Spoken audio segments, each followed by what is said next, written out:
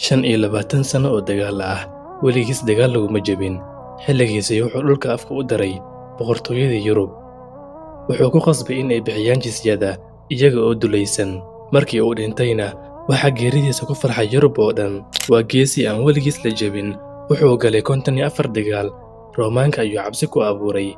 Isbaanishkana cashiro wanaagsan ayuu u dhigay. Magaciisu waa Moxamed bin Abi Caamir, oo loo yaqaano Alxaajib Almansuur.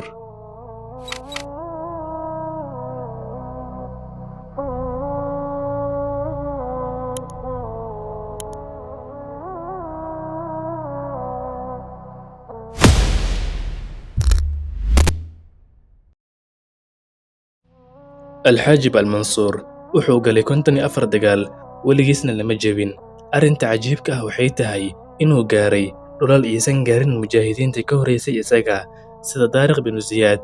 Wuxuu gaaray mandiqada Covadonga oo ku taalo Isbayn, waana mandiqad aysan muslimiinta horay u furan.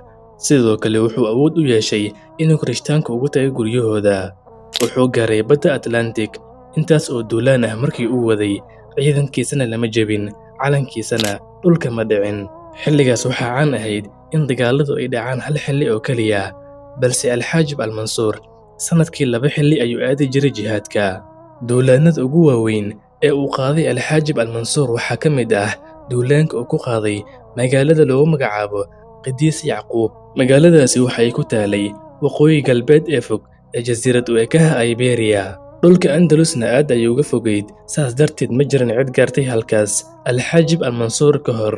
Magaaladaasi waxay ahayd magaalo xurmad ka leh Kirishtaanka agtooda. Waxay isaga imaan jireen waddamo badan si ay u soo booqdaan qabriga Qadiiskaas Yacquub ah. Boqorrada Kirishtaanka ee waqooyiga, mar walba uu Alxaajib Almansuur weerar ku qaado caasimadahooda, waxay u carari jireen halkaas iyaga oo gabaad ka dhigan jiray. Sababtaas awgeed, Alxaajib Almansuur wuxuu go'aansaday inuu aado magaaladaas oo uu burburiyo dhufeysyadeeda iyo qasriyadeeda, si ay gaaladaasi u ogaadaan Moxamed bin Abi Caamir meel laga galayo inaysan jirin. Qisada magaaladan waxaa la sheegaa ninka Qadiiska ah ee la yidhaahdo Yacquub inuu ka mid ahaa xawaariyiintii Nebi Ciise ee 12 ahaa. Wuxuu aad ugu dhowaa Nebi Ciise, waxayna ku magacaabeen walaalkiis, ama sida ay yidhaahdaanba Alle walaalkiis. Allah subxaanahu wa tacaala ayaa ku hufan waxa ay sheeganayaane.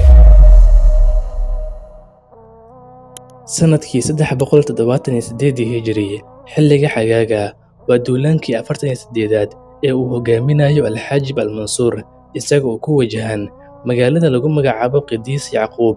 Wuxuu diyaarsaday ciidan badan. Intii uu sii socdayna waxaa ku soo biiray ciidan badan oo ka mid ah Kirishtaanka Isbayn, kuwaas oo uu la galay heshiis ku waajibinayo inay la qaybsadaan dagaalka. Buuraha ayuu ka furtay waddo ilaa uu gaaray magaalada, isagoo gacanta ku dhigay dhammaan meelihii uu soo maray, kana soo qaniimaystay hanti badan. Wuxuu tegay magaalada Qadiis Yacquub iyada oo cidlo ah, iyo nin Kirishtaan Suufi ah oo dul fadhiyo qabriga Qadiiska. Wuxuu weydiiyey sababta uu meesha u joogay. Wuxuu ku jawaabay ninkii, Yacquub ayaan wehelinayaa. Alxaajib Almansuur ayaa ku amray markaas inuu ka tago meesha isagoo aan la taaban. Sidoo kale wuxuu amray in la burburiyo dhufaysyada iyo qalcadaha magaalada, iyo inaan la taaban qabriga Qadiiska. Alxaajib Almansuur wuxuu tegay xeebta isagoo aysan cidna hortiisa istaagin. Kadib ayuu iska soo laabtay isaga oo soo qaniimaystay. Muslimiintana wuxuu ugu bishaareeyey furashadaasi qiimaha badan. Dhacdo kale oo naadir ah, Alxaajib Almansuur ayaa ciidan dhan wuxuu u diyaariyey si ay u soo badbaadiyaan 3 dumar oo muslimiin ah oo qafaal u ahaa boqortooyada Naafaar. Boqortooyadaasi iyo Alxaajib Almansuur waxaa ka dhexeeyey heshiis ah in ay bixiyaan jizyo. Shuruudahana waxaa ka mid ahaa in aysan wax dhib ah u geysan qof muslim ah. Arrintaas waxay dhacday mar uu Alxaajib Almansuur u diray fariinside boqortooyada Naafaar. Fariinsidihii markii uu geeyey fariinta isagoo dhex wareegayo boqortooyada Naafaar, ayuu arkay 3 dumar oo muslimiin ah oo lagu qafaashay kaniisad. Aad ayuu ula yaabay, wuxuuna isweydiiyey waxa ay meesha u joogaan.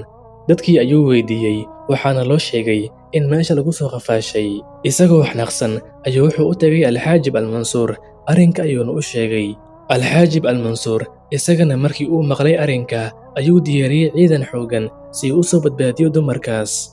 ciidankii markii ay tageen dhulkii Naafar ayuu boqorkii Naafar isagoo naxsan wuxuu yidhi ma naqaano waxa idin keenay waxaana ka dhexeeyay heshiis jizyadana waan bixin jirnay hogaamiyaha ciidanka muslimiinta ayaa si kalsooni leh wuxuu ugu jawaabay waxaad buriseen ballantii waxaadna qafaalateen dumar muslimiin ah boqorkii Naafar ayaa wuxuu yidhi waxba kama ogin arrintaas faransidihii ayaa baxay oo tagay kiniisaddii wuxuuna soo bixiyey 3 dumar ah boqorkii Naafar wuxuu yidhi dumarkani waxba kama naqaano waxaa soo qafaashay askari ka mid ah ciidanka isagana waan ciqaabaynaa cudurdaarna wuxuu u diray alxaajib almansuur isagoo u sheegay in la duminayo kiniisaddaas ciidankii uu diray alxaajib almansuur ayaa dib ugu laabtay magaalada iyaga oo wada dumarkii arrinta kale ee cajiibka ah alxaajib almansuur ayaa maalin maalmaha ka mid ah intii uu u socday jihaadka wuxuu dhex maray waddo yar oo dhex marto 2 buurood dhexdooda kirishhtaankii ayaa waxay u sameeyeen jidgooyo alxaajib almansuur iyo ciidankiisa markii ay gudbeen waddada ayay kirishhtaankii waxay xireen waddadii alxaajib almansuur iyo ciidankiisa markii ay soo laabteen iyaga oo rabay inay meesha ka gudbaan ayay arkeen waddadii oo xiran alxaajib almansuur isma uusan dhibin markiiba gadaal ayuu u laabtay wuxuuna gacanta ku dhigay magaalo kirishtaan ah dadkeediina bannaanka ayuu isaga saaray halkaas ayuu dejiyey ciidankiisa dhufiisna ka dhigtay waqti badanna ku noolaa jisyadana ku qaadi jiray kirishhtaankii markii ay ka yaabeen ayay u tageen madaxdoodii iyaga oo caraysan waxayna ka dalbadeen inay u furaan albaab uu ka baxo ama inay xal kale u keenaan ninkan madaxdiina way aqbaleen arrinkii alxaajib ayay ku yidhaahdeen waan ku furnay waddada